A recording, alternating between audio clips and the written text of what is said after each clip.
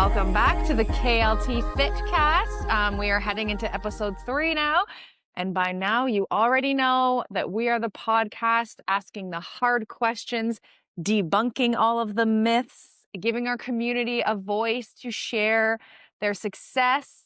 We're diving into the hard things. We are diving into the hard things. It's going to be a hard thing today. Yeah, we are about honest fitness, no fads, just real life success and sustainability. Mm-hmm.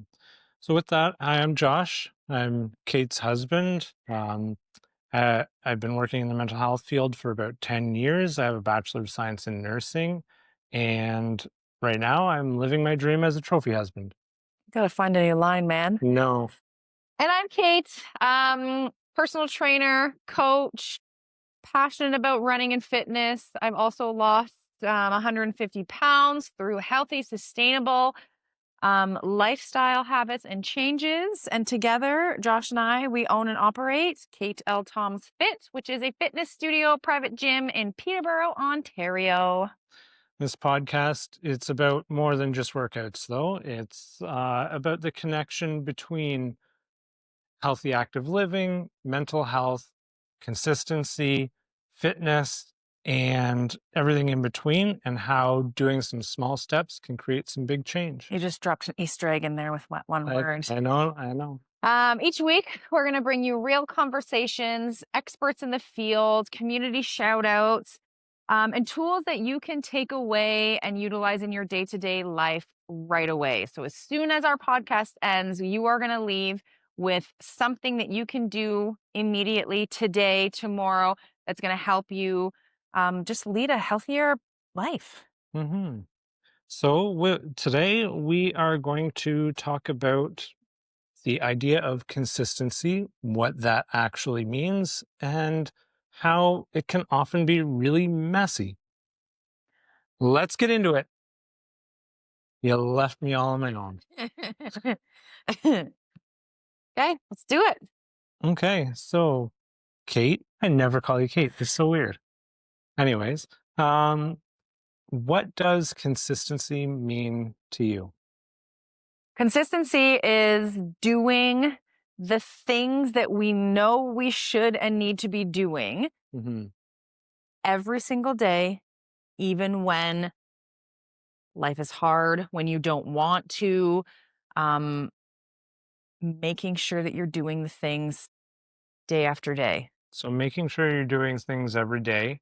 Do you have like a grounding philosophy that you use when thinking about consistency? Consistency is not perfect. Consistency is, like you said in the intro, it's messy. Never ever do you have to strive for perfection. Consistency matters far more in the long term. Consistency over time is going to get you a lot further than a few days of perfection ever will. Your effort may not look the same tomorrow or next week based on whatever life throws at you, but being consistent.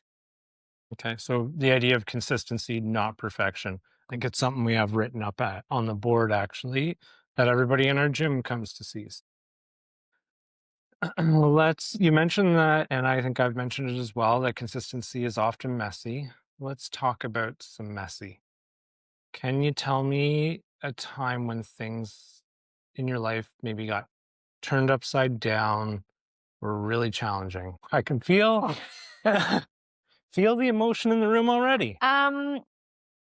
Before we started this episode, we were talking about, okay, like when? So when you asked me this question, immediately I think back to like the early stages. In the first year, the first 2 years, things that jumped out like work, going from being off for the summer into Monday to Friday job. And then we threw a wedding in there. We got married. And I don't know that I ever really struggled with consistency during those times. We know that I am someone who operates on autopilot, but then we're going to throw in the sudden death of my dad and how it was so hard to be consistent. And it would have been easier to just lay in bed and not do anything, but we didn't. Mhm. I didn't. Consistency that first, God, even 2 weeks, I guess. Mhm. We moved in with my mom for the first couple weeks to help support her. So our routine was up in arms. We were sleeping on an air mattress in my mom's living room. We didn't even want to be in the basement of her house Mhm. because she was on the upper floor and she was dealing with the death of her husband. Um, so we moved in with my mom already. Consistency was very hard.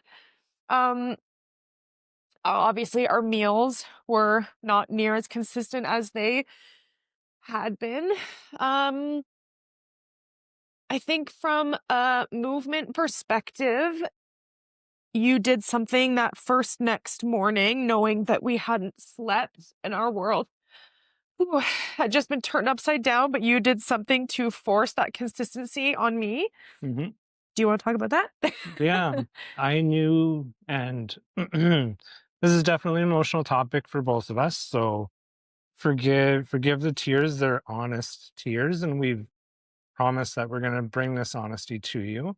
But what I did was recognize that even though our world had just been knocked right over, we needed to make sure that there were some things that were non-negotiables in our life, and also recognize that when we feel good, it's when we're doing things for ourselves. And we could have turned to poor eating habits or not really feeling like we were doing anything to get to that feel good state. Instead, turn to the activity that we've grown to love and need. And so I forced you to come for a run with me. And I think I actually forced you to come for a run with me the first week because you really didn't Mhm. want to. I can remember you telling me, no, I can't. I don't want to. And I think it started as like we were just going to go outside. Yeah. I don't know if we had like the words run in our heads. I feel like there was a lot of walking the Hmm. first day. Um, but yeah, I think There were tears in the walk or the run. yeah, Yeah. we turned to movement because um I feel like it's coming up later in the podcast, but I think we felt like our whole world was out of control and Yeah. there was not many things that we had control over that first couple of weeks. So I think without knowing, like we didn't say, what can we control? What can we control? But in our heads, we were trying to grasp at whatever elements of life we could control. And that was getting up early like we do Hmm. and getting some sort of movement in.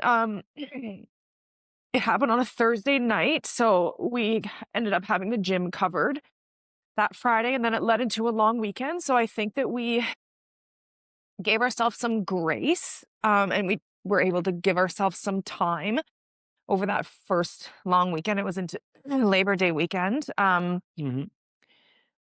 But I think within that first probably 24 hours, we were trying to figure out what we could control. So, yes, movement, going for a walk, run, getting outside was really important to us. And I also remember that that first afternoon, so I guess it would have been maybe 24 hours after it happened, knowing that no one would be here at the gym, we came here and I mopped the floors. Hmm. um, just to try and grasp at whatever sort of normalcy and control we could. Um, and that was coming here and throwing a mop around the floors. Yeah. And I think it's worth pointing out that because this is the lifestyle that we live, routine is our consistency. Yeah, I think as humans, whether or not we admit it or want to admit it, we thrive in routine. Um, and anything that throws that routine or challenges that routine, it is so easy to, I don't even want to say make excuses because we had the ultimate reason to Hmm. not. But anytime that routine is challenged or changed, it is so easy to just let everything go. And Yeah. would we have been terrible people if we had have let it go? No. No, not at all, especially in that situation. But it was important to us to do what we could, be there for my mom 24/7 for the first few weeks, Yeah. but while also keeping control of our life. Yeah. Yeah. I think it would have been just as easy, probably easier, to have just stayed in bed all day. Mm. And On a really uncomfortable air mattress. Oh yeah, my gosh. I think your mom would have been just as happy if we just stayed inside and didn't go for our runs or anything like that. Like, Mhm. it wouldn't have changed much for her, but getting that routine and allowing for those moments for healing a little bit Yeah, I think it help. probably helped with grief, not saying we went out there on every run and, like, talked about feelings. I don't think we talked really much at all, Nope. but I think that it probably helped with, like, I guess, understanding what had Mm, happened. processing and just giving some time for you to be a priority even when the worst had happened. Mhm. And I think that's something that we can all learn from and grow from. Mhm. And I think those moments where you choose consistency over throwing in the towel can really become like pivotal moments on the journey. Like eventually you can look back on those times and say, hey, I really took control in these moments and that was a change for me. That was a moment for me, a level up. Um, and not using the death of my dad as like that moment, but for the average person who perhaps isn't dealing with something like that, Mhm. um, looking back on the times where you took control, you stayed consistent, you forced consistency can really eventually be something that you look back on as a hugely positive, transformational point in your journey because it's so easy to make excuses when you're tired, when you just don't want to, you had a crappy night's sleep, I don't know, you're going on a field trip with your kids. There are so many reasons to not, Mhm. and that's easy. Yeah, The it is. hard part is staying consistent, grabbing it by the balls, if you will, and sticking to it. Is consistency does consistency need to be every single day, all the time, perfect? No, never actually, never ever needs to be perfect. And I think consistency from one day to the next day to the next day to the next week to the next month can look very different. Mhm. Going back to the idea that it's never going to be the perfect time. If you're stuck waiting for a moment where everything aligns and allows you to completely transform your life all in that moment, that's what you're waiting for. It's never going to happen. Instead, like we talked about last episode, picking one small thing and getting really good and consistent with that. And then in comes the next thing and next thing and next thing. And sometimes it's even reverting back to that first thing. Mhm. But again, you're never starting back at ground zero because you've spent the time, you've built the routine. And unfortunately, not unfortunately, but I guess eventually that routine and those consistent habits, they become a little bit easier Mhm. over time. We didn't struggle to get up and get movement in. That was ingrained in us. Would it have been easier to just stay in bed? For sure. But we also didn't struggle to get out of bed and to get the movement in because we've spent the Years. last forever Yeah. building that routine of Being getting up, Yeah. you get your movement in. And just the importance of that bit of activity. For us, it Mhm, replaced the feeling good from eating mhm, a bag of mhm. chips or, Yeah. And relating it back box of to chocolate. something other than movement, another big part of my wellness is meal prep. I can safely say that I consistently, every single either Saturday night or first thing Sunday morning, I meal prep every single one of my meals for the next 5, 6 days. I am consistent with that because I know if I don't do it, then I won't do it. Hmm. And that's something that has become easier over the years because I've just been doing it. You do it and you do it and you do it and you do it. Yeah, absolutely. Um, you you said it really well when you said consistency isn't about perfection. I think if you try to strive for that perfection, you're always going to run into a failure Mhm. Yeah. because life isn't perfect. We've shared a really emotional part of our life that is definitely not perfect. Mhm. It was horrible. And through that, through the consistency that we've built, we were able to rely on some really good strategies Mhm. to help us through. Mhm.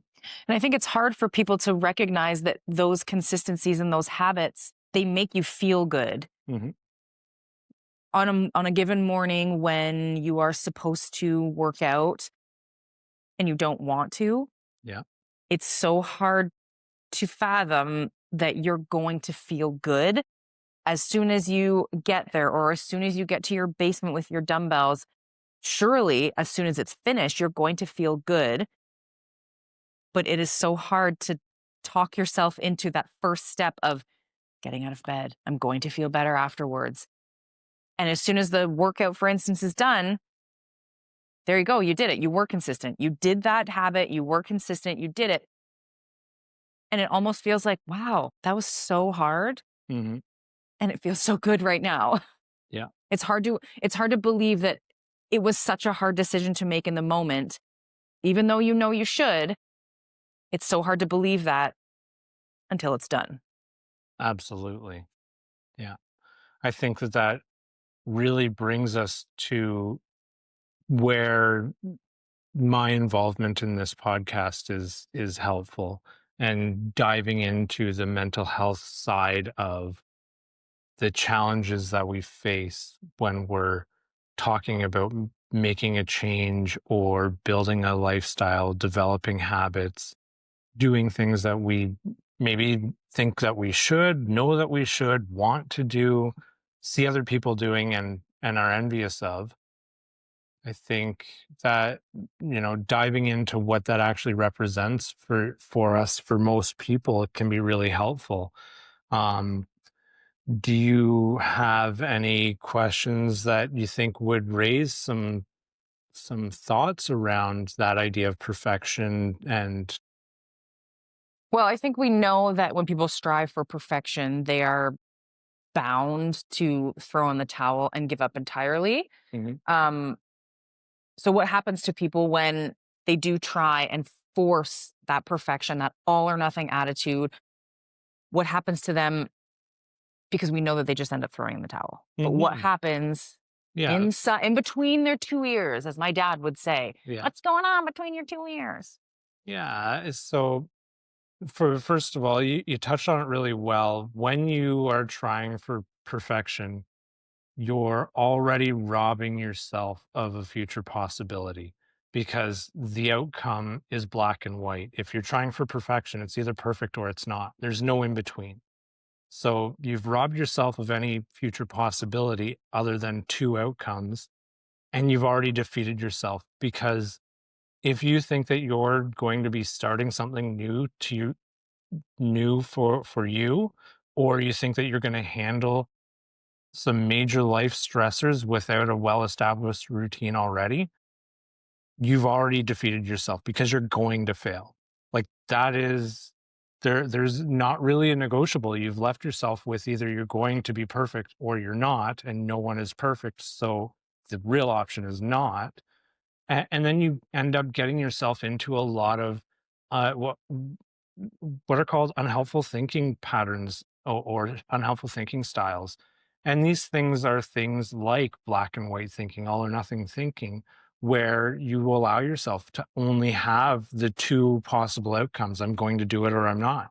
So, in the context of, you know, going back to our last podcast, in the context of wanting to change our diet, well, I'm either going to completely change my diet Mhm. or I'm not. And those are the two outcomes.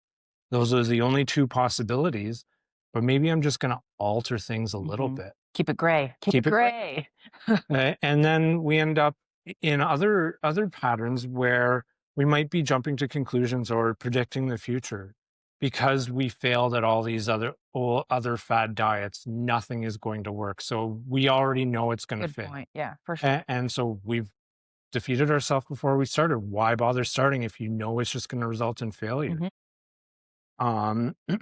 When we start using language like I should do this, I must do this, I ought to have done that, that language, it doesn't really help us understand the why behind that failure. It's just, I should have, I could have, I wish I had of. Mhm.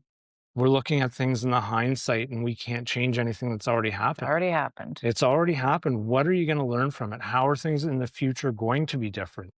We might start labeling ourselves. Well, I'm just too stupid to understand all of this, or I'm just this, or I'm worthless, or I'm not good enough. I'm bound to be overweight. Yeah, I'm going Obese. to be fat forever. Mhm. And or I couldn't possibly, I have too many injuries. I can't possibly do any movement. Mhm. Well, then yes, you're right. If that's what you're saying, you are right. If you are going to label yourself in that way, you're just as right to say that you're worthless as you are to say that you're worth something. Wow. They You get to decide that for yourself. And if you are choosing those words for yourself, that becomes your reality. Mhm.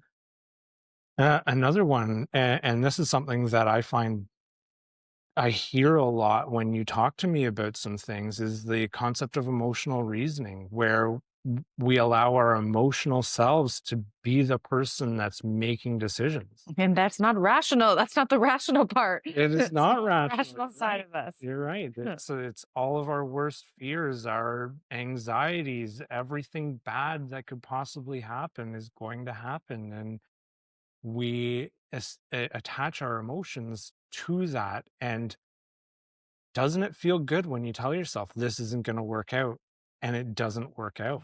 You were right. You were right, but it also Right. just became a self-fulfilling prophecy. Mhm. You have told yourself it's not going to happen. It doesn't happen, and you have unconsciously done things to sabotage yourself along Mhm. the way. Mhm. And I think we can all look at ourselves in different things that we've tried to do and say, yeah, you know what? I actually did self sabotage there. Mhm. I did things to steer this in a direction where it was going to fail.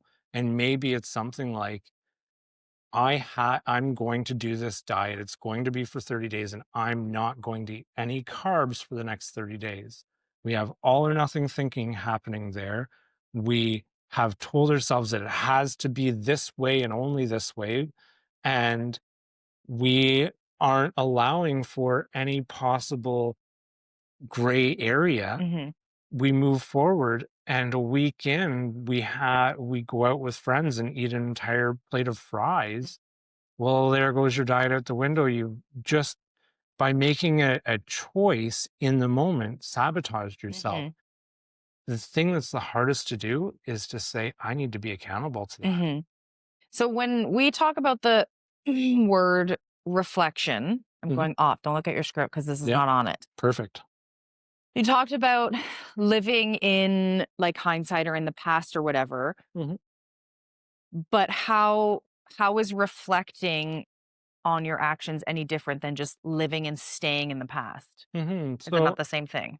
yeah. So by reflecting on things, first I'm going to talk about living in the past. If we shape our decisions based on the things that happen to us in our life, that becomes our focus point of reality, where if something happens to us consistently enough, we're going to just assume that that's how things always are. And that's how things will always play out. And sure, in a lot of ways that can be true, but it's not always the case. And we need to allow ourselves the ability to reflect on things, so the things that happened in the past that are now shaping our decisions that are happening now or could happen in the future, if we reflect on those things and say, yep, they happened, can I learn from them?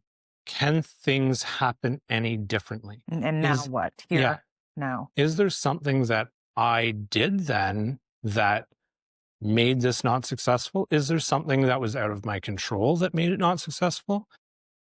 Was I Where's my responsibility? And can I make change to be more successful now, Hmm. given that knowledge? Rather than, well, it didn't work, so I know it's never going to work Hmm. and Yeah. whatever. Yeah. Yeah. And I think there's what has happened has already happened. What matters more is from this point on, what happens next. Yeah. This already happened, and not saying it didn't matter. And it's probably had a large impact on you and who you are. But what matters is from here on. Here's where you are. What happens next? Yeah. Hmm.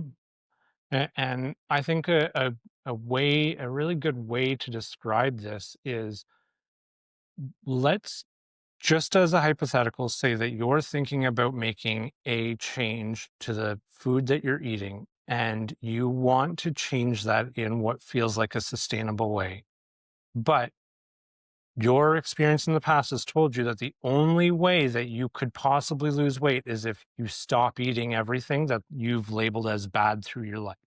So that might be things like cheese and dairy, fatty foods. It might be things like chips. It might be things like Pizza. pizza, or my favorite, chicken wings, steak, those kinds of things. You might, Grilling. yeah, you might, your past is telling you that you have to stop doing those things.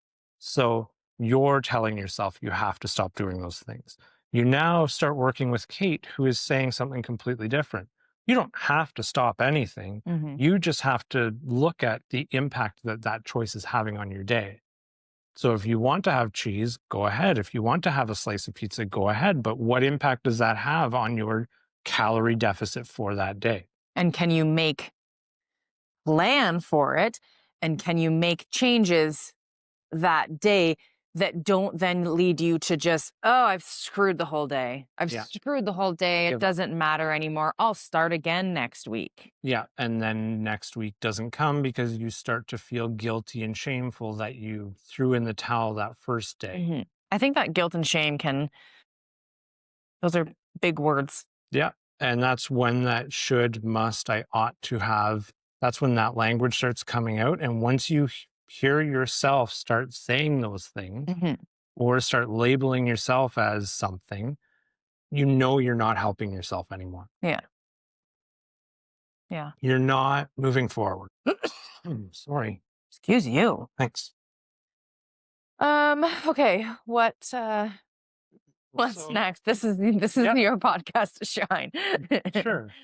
So I think a question that I have for you is, Someone's not used to talking so much. yeah, what steps can someone take to be more consistent? What would be the number one thing you would say to someone that says, "Hey, Kate, I really struggle with being consistent."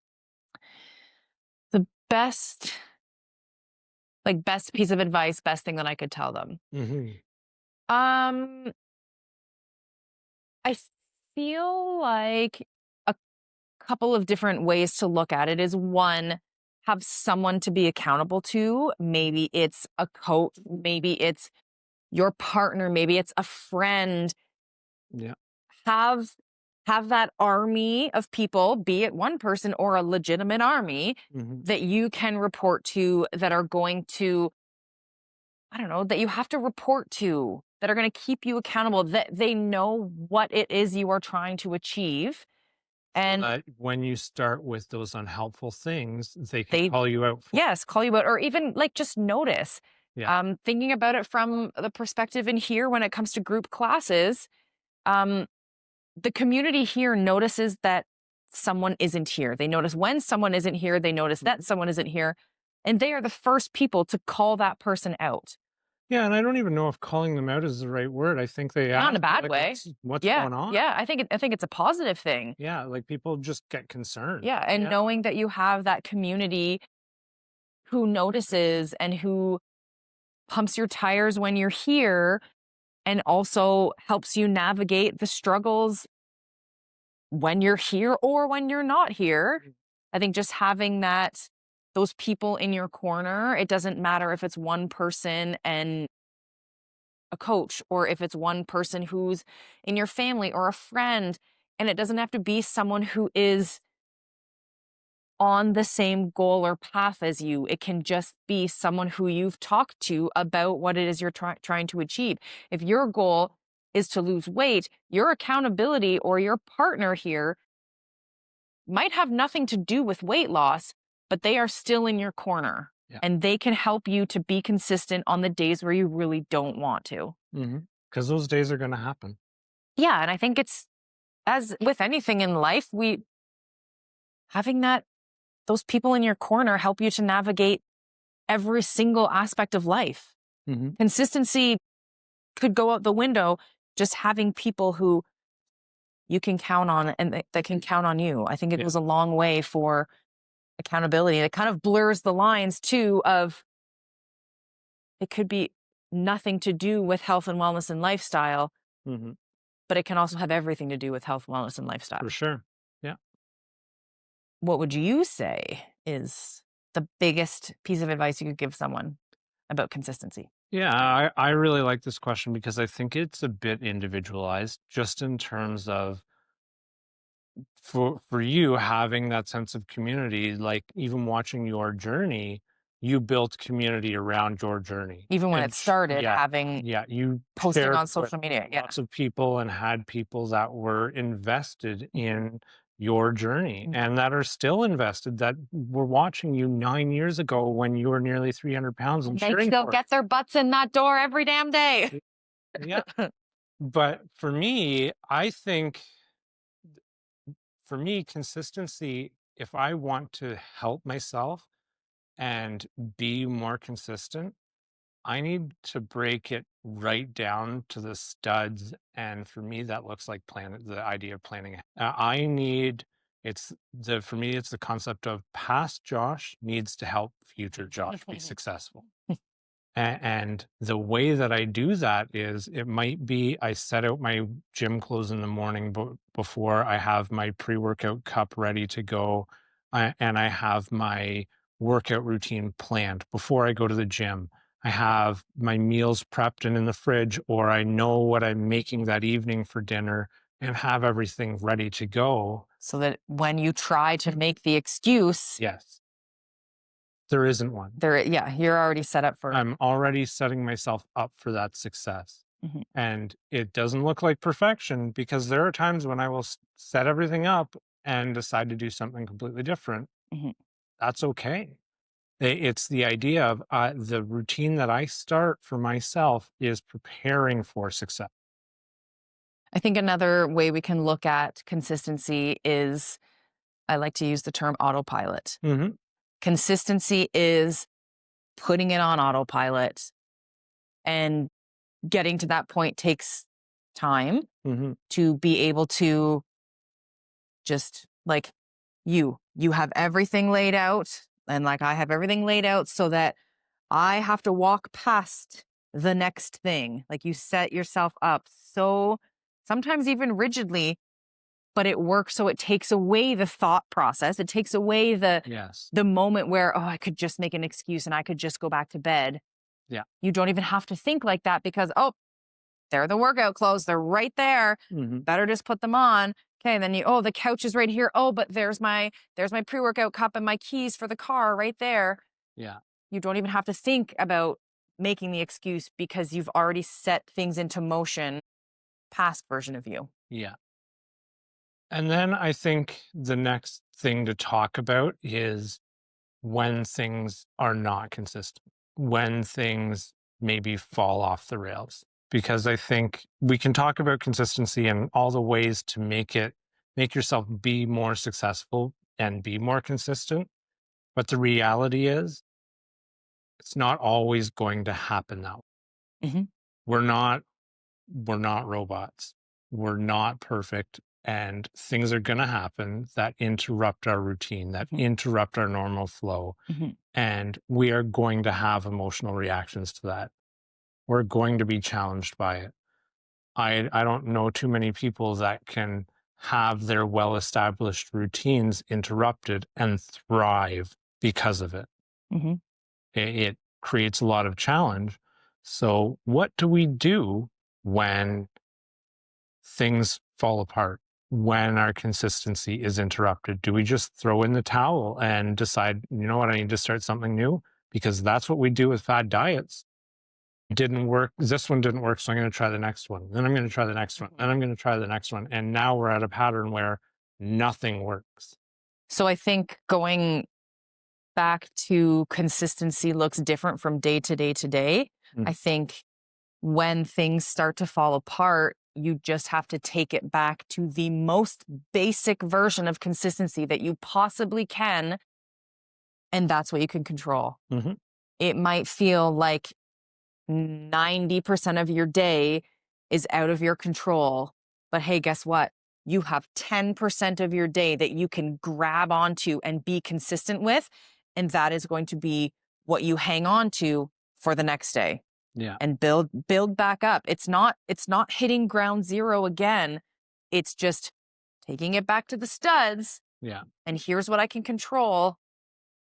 Does the fact that everything fell apart mean that you've lost everything that you've learned through the process? No, it doesn't. It actually means the opposite. You've now experienced something that caused things to fall apart in some That way. happens to everyone. It doesn't Yeah. the situation could be very different, Mhm. but it will happen to every single person. And if someone says that it hasn't, they are lying to you. They are Yeah. lying. Yeah, and I'm gonna bring it back to the very beginning of the podcast and our very first conversation, and we had very little control over anything. Mhm. We were not sleeping in our normal bed. We were away from home. We didn't have any of our normal meal prepping stuff. We had really no gym. Mhm. We like everything was out of whack, out of control. But we broke things down, and this was something that I did more consciously than you did because you were struggling a lot, Mhm. and I brought us back to a place of this is something that is has been part of our routine for a really long time. It is one thing that we can control right now, and we're back to Mhm. we're starting on the lobby level of our high-rise building of success, and that is we're just going to move every morning, Mhm. and from there build it back up. Mhm. And building it back up didn't take a whole lot of time Mhm. once we got feeling a little bit more stable, Mhm. and the powerful grief emotions that Mhm. we were experiencing, which were valid at that time and are still valid now, clearly because we both got teared up at the beginning of this podcast, we were able to start somewhere, Mhm. And and everyone is able to start somewhere. I think also taking it back to the pieces, how the two different pieces of advice, yours versus mine, in that moment, you consciously planned. Yeah, I didn't. You consciously planned that, hey, when we wake up tomorrow morning, we're going to go and get movement movement. in. Yeah, walk, run. It was kind of a combination of Mhm. both. Whereas I also feel like while you did that, I relied heavily on this community here, You sure did. thinking about how the first day that I came back here, you came with me Hmm. because I wasn't sure how I was going to react. And I didn't want to walk in here and have people feel like I was broken because I had just experienced a loss. Because you were broken. But this is my normal, this is my consistency, this is everything to me. So I didn't want to come in here and have that change just because of what had happened. So walking in here and being greeted by all of the faces that I am greeted by every single day, it just helped with everything, including being consistent. Um, so I just think about having the army of people here in my corner. It made all of that a little bit a little bit easier, Yeah. I guess. I think part of the takeaway for consistency, there isn't one thing that's going to make you more consistent. There isn't one thing that is going to be the thing that makes consistency happen. It's a lot of little things that you develop over time, Uh-huh. and the things that are more helpful depend on you. And that's okay because we're all our own people. Right. And what I did to be helpful in those moments was the things that worked for me, but it's also a part of your consistency because you do plan ahead as well. Yeah. And that's just something that at that time kind of went out the window because everything went out the window. Yeah. And you were very firmly planted in the emotional reasoning. Everything was irrational. Everything was emotional. Everything felt out of control because Mhm. it was Mhm. at that time. And I tried my best to bring us to a place of grounding, and then you were able to bring a Right. community around you Right. and get your version of success back on track. And picking the things that I could control, that was coming here, running the sessions, being around the people here, um, and grasping for normal.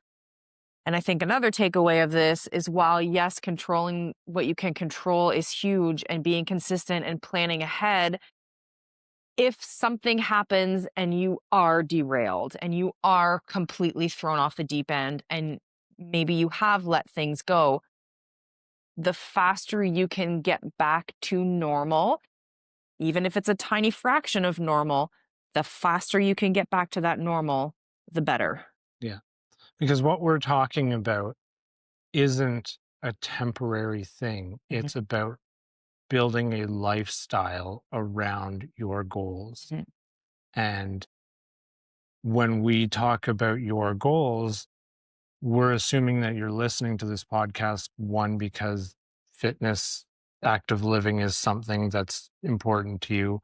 And two, you're trying to either make a change, sustain a change, or work forward on And something. three, maybe you think that you have to, and that's okay too. Have to listen to our podcast. Yeah, Being there funny. are I was being funny. It went right over his yeah, head. there are people out there, you don't have a choice, you're listening. And you know who you are. Yeah, I guess I think we said it last podcast too. It's messy. It's not sparkly. It's not perfect. It's not glamorous. It's just life. Hmm.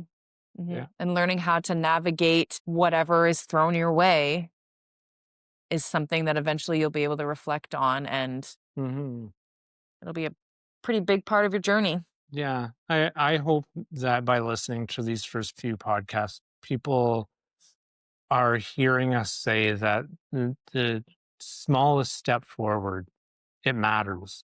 It doesn't matter how small that step is. It doesn't matter what it is. It's what it represents for you. And that thing, whatever it is, represents change. It represents growth. It represents so much, and allow yourself that gift. Mhm. So, with that, thank you for watching and listening. We've got lots more to share with you and to bring to you, um, that is raw. I think that what this one was a little more emotional than I was quite prepared for and ready for, but I guess that's all part of it. So we've got more for you, more stories to tell, more tools for you to take away, and today's tool and lesson is to control what you can control. Yeah. The uh, tiniest steps forward still matter. They Yeah. all freaking matter. What's next on the podcast? I think we're gonna have to figure that out. I'm not sure. We'll have a talk. Doesn't say right here. No. Okay. I guess it's also a good time to make a spiel if you are, I guess, watching on YouTube. Yeah. You can like and subscribe if you are Listening. listening on whatever avenue you listen to your podcasts on. We would love the likes, the reviews, all of that, so that we can keep bringing you lots more of the real talk, Mm-hmm. debunking the myths, Yeah. Just steering into the positivity and the hard freaking work, because we can do hard things. just really being honest, getting into the ick of it all. hmm The Sharing really, the real. yeah, the uncomfortable that we have to deal with when life throws us curveballs or gives us lemons or makes us really upset with ourselves hmm because it happens to all of us. And my name is Kate Adams, and this is news. No, I'm kidding. I'm joking. Thanks for watching, guys. Stay tuned for episode 4. Yeah.